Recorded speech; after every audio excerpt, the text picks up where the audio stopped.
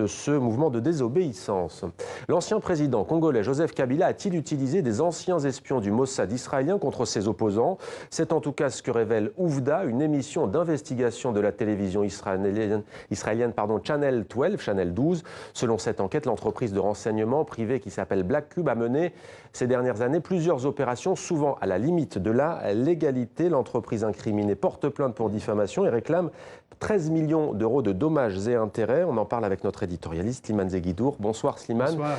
C'est pas la première fois que des vétérans, si on peut les appeler ainsi, du Mossad, service secret israélien, sont soupçonnés ou accusés de telles pratiques via donc des entreprises privées légales qui ont un siège à Paris, à Tel Aviv, à Londres.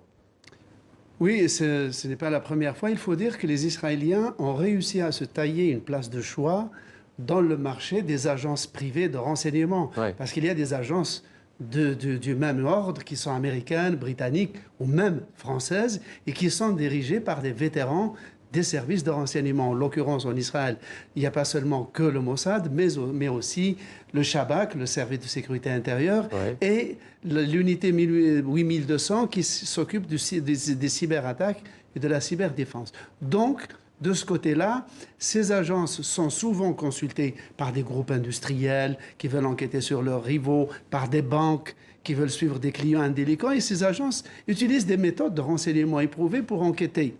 Il arrive aussi que des chefs d'État qui ne font pas confiance à leur propre service de renseignement recourent à ces agences, en l'occurrence à une agence israélienne, mais ce pourrait être une autre d'un autre pays, pour enquêter sur leurs opposants.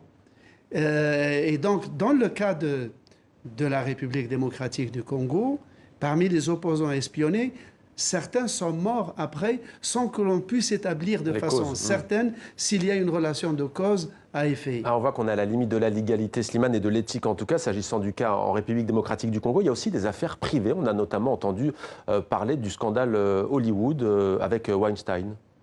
Alors là, ça nous ramène aussi à cette agence de renseignement privé Black Cube que vous citiez tout à l'heure.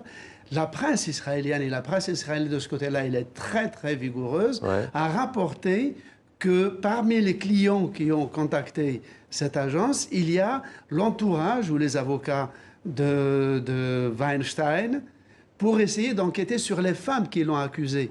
Notamment l'actrice italienne Asia Argento, par exemple. Voilà, d'enquêter sur elle pour voir comment on pourrait soit les tenir, soit les intimider.